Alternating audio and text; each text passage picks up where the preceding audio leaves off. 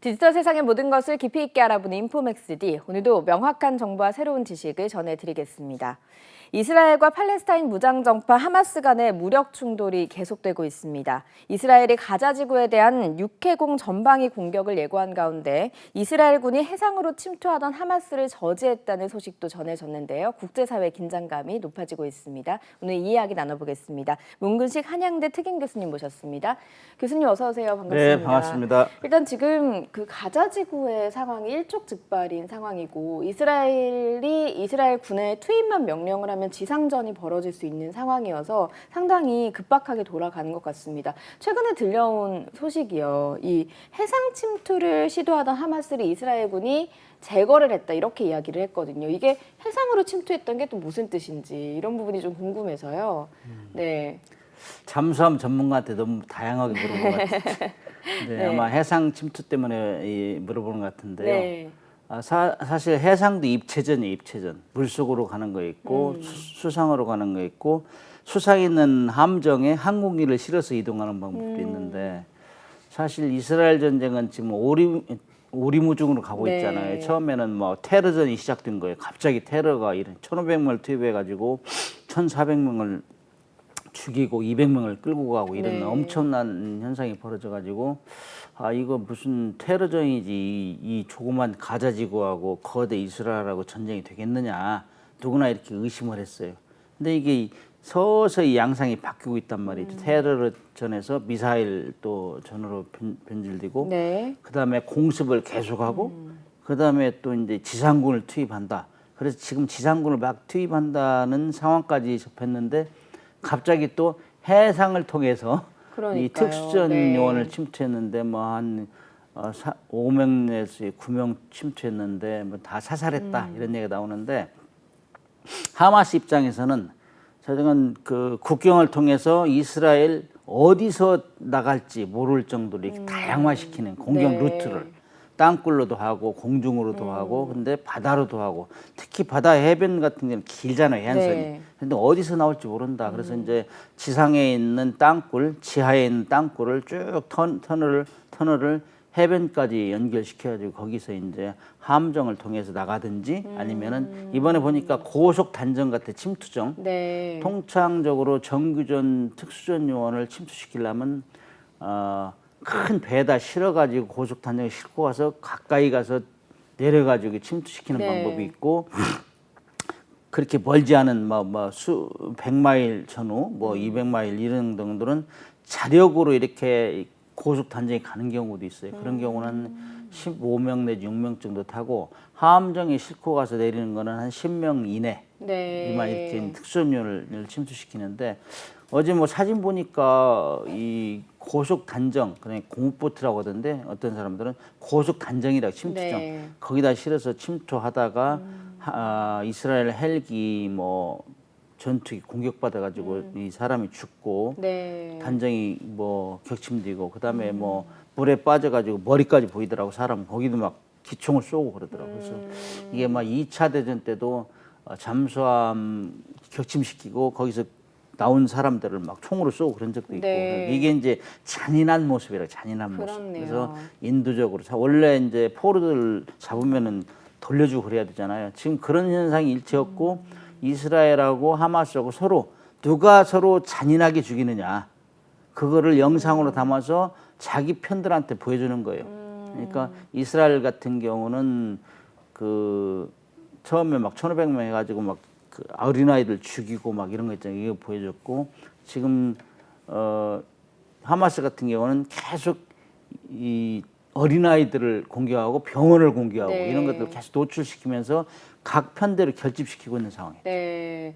그 하마스 대원들이 해상으로 들어왔다는 걸 지금 모터보트 타고 들어왔다 이렇게 이제 알려졌다고 말씀을 해주셨는데 또 일각에서는 해저 터널이 있다라는 이야기도 있던데 해저 터널을 해서 하기는 네. 너무 공사가 크고 네. 그다음에 복잡하고 돈도 많이 들고 그래요. 그래서 이제 해저 터널 제일 유명한 도보 해협이잖아요. 완전히 바다 밑으로 네. 가서 바다 밑으로 가서 육지로 가는 거란 말이죠. 그렇기 때문에 그렇게 할 이유는 없어요. 이렇게 돌아가지고 그러면 해변으로 나가가지고 가자지구 왼쪽에 돌아가지고 바다를 통해서 이스라엘 북쪽으로 이렇게 가야 되는데 네. 그렇게 하면 바다를 통해 이렇게 그렇게 할 이유가 없지. 육지도 갈 수 있는데 육지 터널도 있는데 그래서 그런 거는 좀 무리라고 보고 저는 네. 북한이 이제 그 옛날에 스웨덴으로서 공법을 받아가지고 지하함정 대표라는 게 지하함정 대표. 네. 그래서 함정을 지하에다 이제 이렇게 매달아 놨다가 공격을 안 받기 위해서 그 다음에 은밀하게 침투하는 이런 걸 했는데 아마 그렇게 하지 않을까 예상을 해요. 네. 지하에 있는 터널을 쭉 해변 쪽으로 연결시켜가지고 거기서 어떤 수단을 통해 가지고 나와서 이스라엘 북쪽으로 네. 이렇게 침투시키는 이런 전략이 전술이 사용되지 않나 그렇게 봐요. 지상 땅굴을 이용해서 바다까지 그렇죠. 간 다음에 네, 네. 바다에서 그 배를 띄우는 방식을 그럼 이용했을 뭐 바다 가능성이- 밑에까지 해저 네. 터널을 해서 하는 거 아주 비경제적이고 네. 그렇게 하면 돈만 많이 들고 네. 바보짓이죠. 네, 그렇게 할 필요는 없었고. 그러면 그 해군 전력으로 봤을 때요, 이스라엘하고 하마스의 그 잠수대원들하고 전력이 어느 정도 차이가 난다고 좀 보면 되는 건가요? 지금 이스라엘은 함정도 있고 전투함정도 있고 잠수함도 있고 뭐 잠수함에 핵무기까지 탑재한 잠수함도 있고 그런데 이 하마스는 가자지구의 그 정규 세력이라고 볼 수 없어요. 비정규전 세력. 네. 그렇기 때문에 이 거의 비교가 안 될 정도죠. 그래서 하마스가 택하고 있는 전술 전략이 지하 터널을 활용하는 거예요. 네. 지하 터널 거미줄 같이 해놓고 항상 공습을 받아도 생존하면서 끝까지 저항할 수 있는 이런 길을 택하고 있는 거죠. 네, 그 부분이요. 지금 말씀하신 대로 전력 차이가 많이 나다 보니까 이번에 사실 그 10월 초에 이 하마스가 이스라엘에 거의 테러 작전을 벌일 때도 이 정보가 거의 들어가지 않았다라고 할 정도로 어떻게 이렇게 뚫릴 수가 있지라는 의문을 남겼잖아요. 근데 그게 지하 땅굴 때문이다라고 이야기를 미국의 하더라고요. CIA하고 이스라엘 모사드 이거는 정말 세계적으로 알아주는 첩보기관이에요. 네, 정보기관. 정보를 잘 이거는 입수한다는 뭐 얘기죠. 저지간 네. 뭐 사방 세계 전 세계를 실시간으로 한다 이런 기관들이 좀 창피당했잖아요. 이번에 너희들 뭐했냐? 근데 거의 이 테러 며칠 전까지도 전혀 기밀을 몰랐다니까. 네. 그런 것들은 요즘 뭐 어떤 사람들 그래요. 요즘 스마트폰이 있는 현 세대에서는 쿠데타를 할 수 없다 이런 얘기 나오잖아요. 그 정도로 다 보고 있다고 볼 수 있죠. 네. 이제 디지털로 다 이제 연결되니까. 근데 이걸 몰랐다는 거는 이거는 스마트폰이나 디지털 영역을 거의 들어가지 않고 네. 그냥 유선으로 하거나 회의도 막 만나서 했대. 만나서 대면으로 뭐 화상 통화도 안 하고 그런 걸 했기 때문에 이게 들통이 안 난 거죠. 누구도 모르는 거, 모사드도 모르고. 네. 그런 상황이 된 것 같아요. 사실 그 전쟁이라고 하는 게 뭐 해군에 오래 몸담으시기도 하셨지만 바다와 육지와 그 하늘에서 동시에 이제 여러 가지 일들이 일어나기 때문에 이것들을 좀 총체적으로 보실 수 있을 것 같아서 이 지하 땅굴에 대한 이야기에 대해서 좀 오늘 깊이 여쭤보려고 하는데 어떤 땅굴이 얼마나 길게 어느 기간 동안 이렇게 오래 파놓은 것인가 궁금한 부분이 우리가 있습니다. 이제 북한이 남침 땅굴을 팠을 때 1, 2, 3, 5 발견됐을 때 엄청난 막 전 국가가 뒤집어졌잖아요. 네. 이거 뭐 불안해서 죽겠다. 네.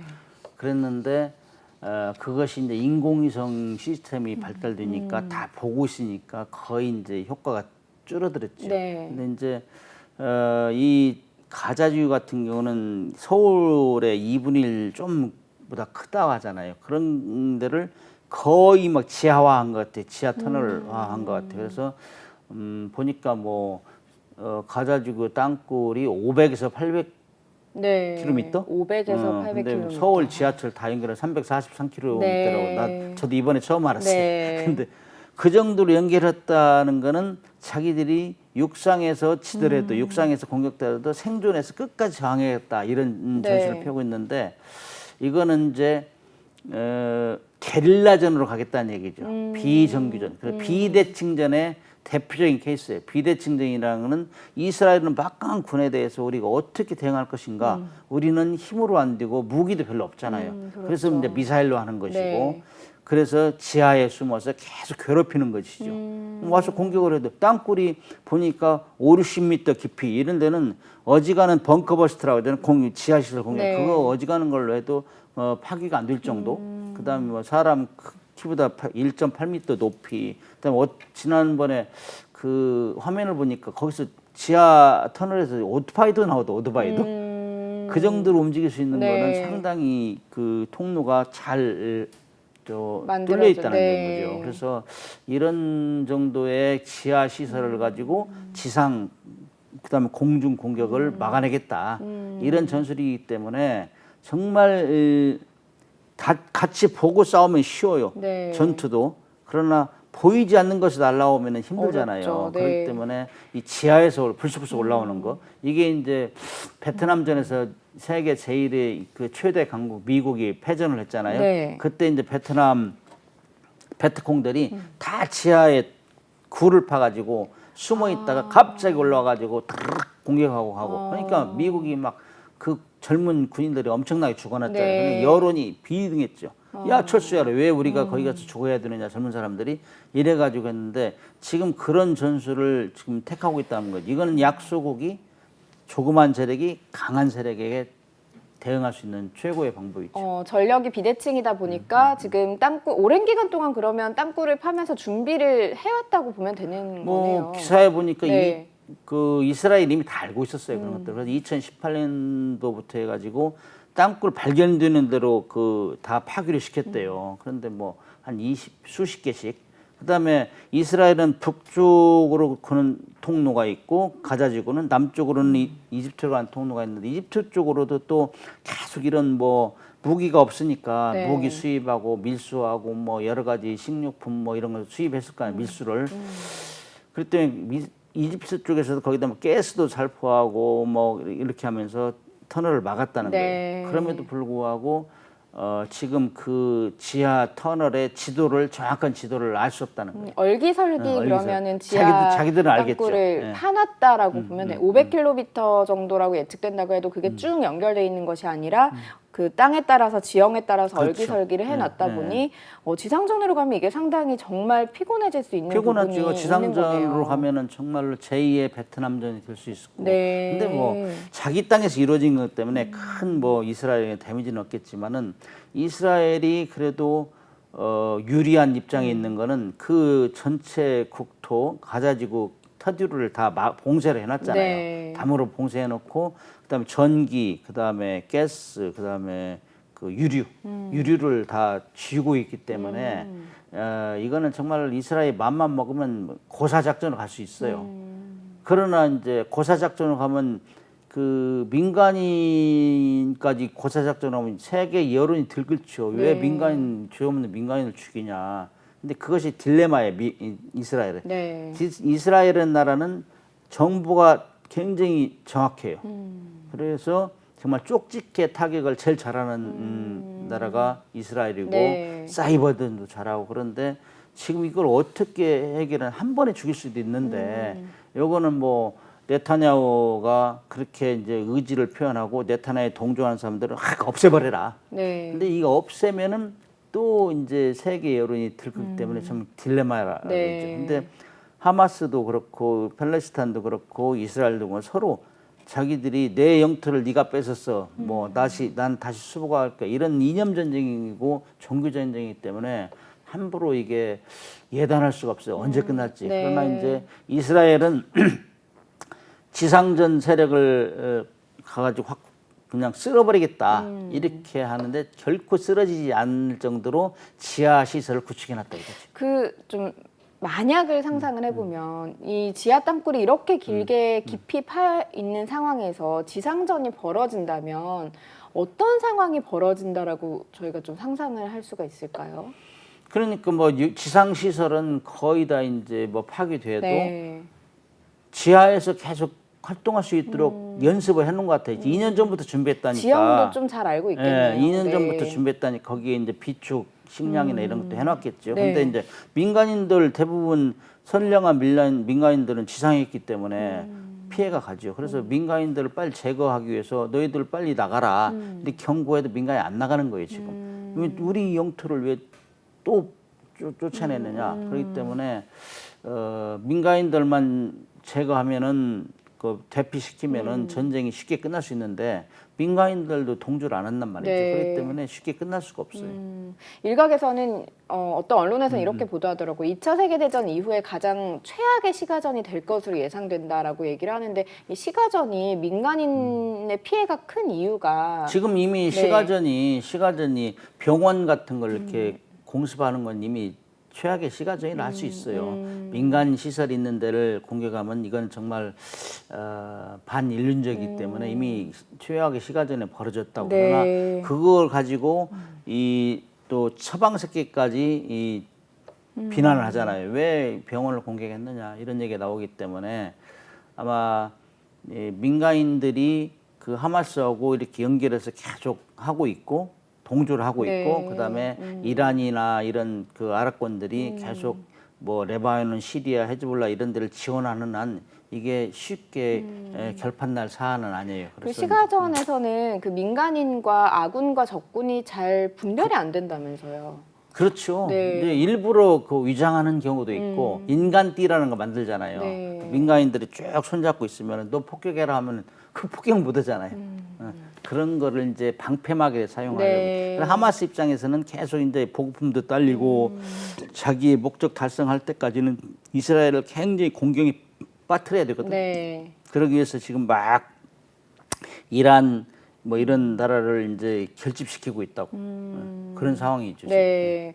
그런데 이제 이번 땅굴에 대한 이야기가 나오면서 이 기술이 북한의 기술이 건너 간 것이다라는 이야기도 나오긴 하더라고. 앞서서 이제 북한 땅굴 이야기 해주셨는데 실제로 그럴 가능성이 있겠습니까? 가능성이 있다고 우리 정부 관료도 인터뷰를 했고 네. 이스라엘의 알마 교육 연구센터 네. 거기 뭐 그 센터장이 얘기했어요. 그 기술을 보면은 북한이 레바논의 헤즈볼라에 지원했던 땅굴 기술하고 매우 유사하다. 네. 근데 그 뭐 땅굴 기술이라는 게 특별한 건 아니지만은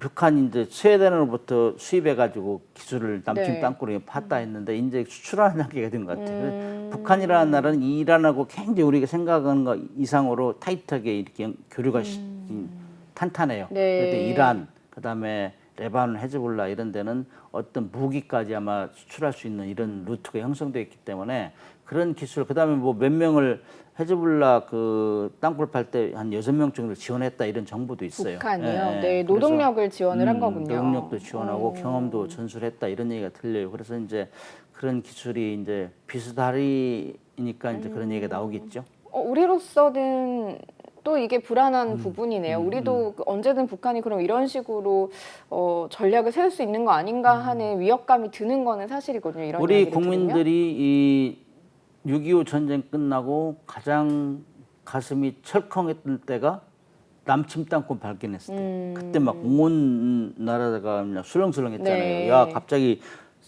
서울 한복판에서 올라오는 거 아니야? 이랬는데 그런 걸 이제 활용하는 거죠. 그래서 이제 그때 당시에도 남집 땅굴 발견했을 때도 우리는 잠수함이 없었어요.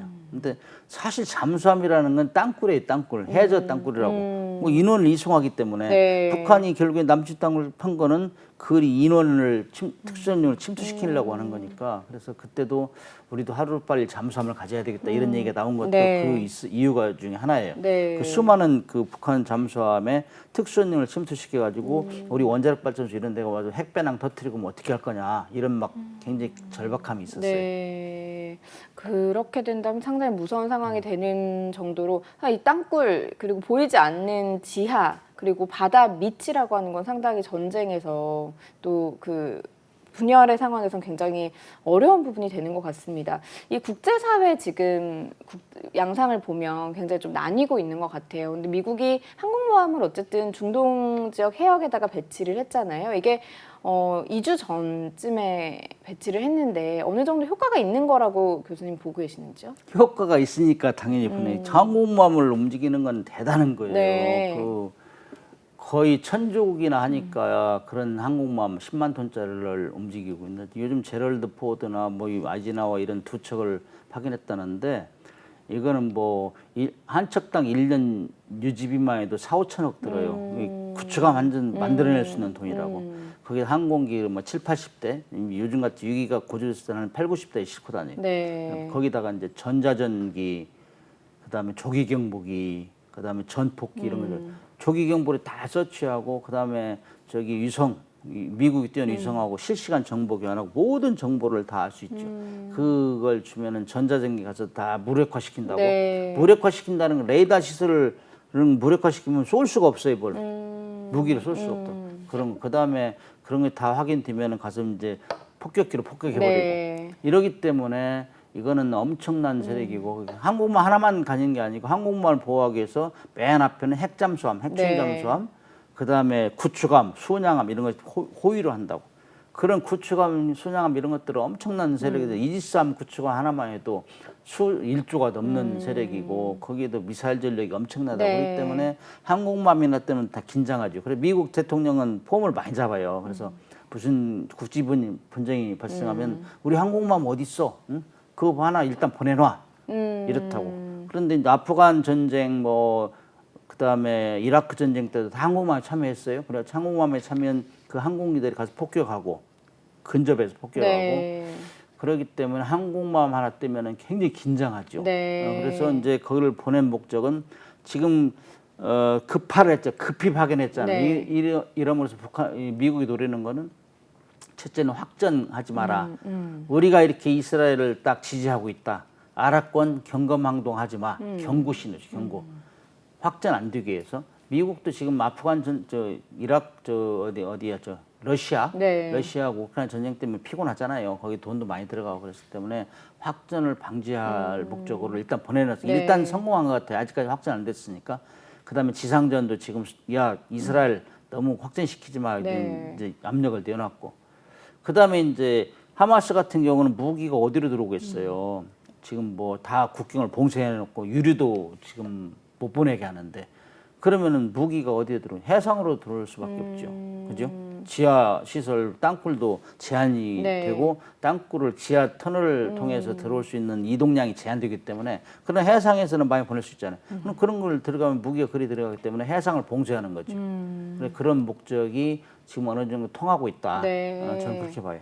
그런데 이제 그 지상전이 만약에 벌어졌을 때 그 항공모함의 역할이라고 하는 건 거기에 실려 있는 무기 체계들이 다 이제 총출동을 한다. 그렇죠. 항공모함의 무기는 주 무기는 항공기예요. 네. 항공기가 제럴드 포드함 같은 경우는 1분에 12대씩 뜰 수 있어요. 1분에. 그 정도는 엄청나게 그야말로 움직이는 비행장이라 하잖아요. 항공모함은. 네. 그래서 그런 전리에 가서 포탄을 부어버리면 그냥 불바다가 될 수 있는 것이죠. 그렇기 때문에 아마 미국은 그런 정도로 원하진 않아요. 그래서 이제 확전하지 마라. 네. 이란 경검항동 하지 마라 경고를 하고 있잖아요. 이란이 맹주잖아요. 그때 헤즈볼라 지원하는 건. 그렇기 때문에 경검항동 하지 마라. 근데 만약에 미국이 그렇게 이제 항공모함에서 전투기를 보내가지고 폭격하고 하면 이제 제5차 중동전 네. 또는 또 뭐 제3차 세계대전으로 갈 수 있는 이런 여건이 되는 거죠. 그렇기 때문에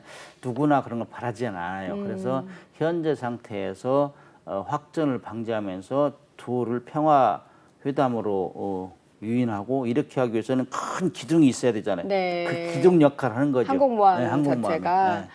이게 지상전으로 가게 되면 결국에는 항공모함에 있는 무기들이 총출동한다라고 하는 건 민간인들까지 피해를 감수하겠다. 민간인의 피해를 고려하지 않겠다라고 하는 그 상황까지 가는 거니까 이렇게까지 가는 거는 상당히 좀 안 됐으면 좋겠다. 누구도 원하는 상황은 라는, 아니죠. 네, 바람을 좀 담게 되네요. 근데 이게 정말 좀 답답한 부분이요. 사실 이스라엘은 하마스 절멸이 목표다 이렇게 이야기를 하고 있고 또 국제사회에서는 인질들도 있으니 그 외국인 인질들도 상당히 많이 잡혀 있는 상태인 거잖아요. 좀 휴전을 하자, 그리고 좀 평화 상태를 좀 지켜보자, 협상을 하자 이렇게 이야기를 하고 있는데 요 매듭 풀기가 쉽지는 않아 보여요.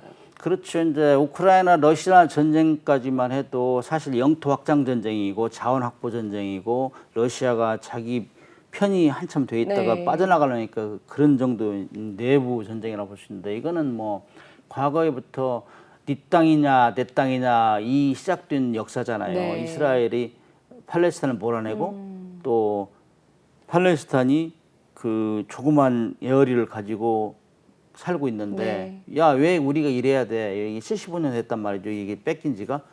그러니까 이런 상황에서는 누구도 그 전쟁의 역사를 보면 말이죠. 하루아침에 끝날 게 아니라고 이게 지금 수천 년 가는 전쟁이기 때문에 그래서 이제 지금 헤즈볼라 우두머리급들이 지금 저 카타르에 가서 있는 모양이더라고. 피신에 있는 모양. 거기서 다 지휘하는 것 같아요. 그래서 미국은 그걸 양쪽 중재하려고 거기서 미국과 이란과 이스라엘과 하마스를 중재해서 전쟁을 끝내려고 하는데 이 전쟁은 제가 볼 때는 확전되면은 인류 전체의 재앙이고 그렇기 때문에 현재 있는 상태에서 더 확전되지 않은 상태에서 끝내고 또 평화회담을 가는 것이 좋지 않겠느냐 저는 이렇게 생각하는데 사실 모든 전쟁이나 모든 기싸움부터 시작해가지고 어깨싸움, 말싸움, 어깨싸움 이렇게 가는데 무력 충돌 이어지는데 지금 뭐 서로 하마스가 그동안은 뭐 조용히 있었잖아요. 조용히 있는 상태에서 계속 이스라엘이 확장을 했잖아요. 자기 영역을 아랍권까지.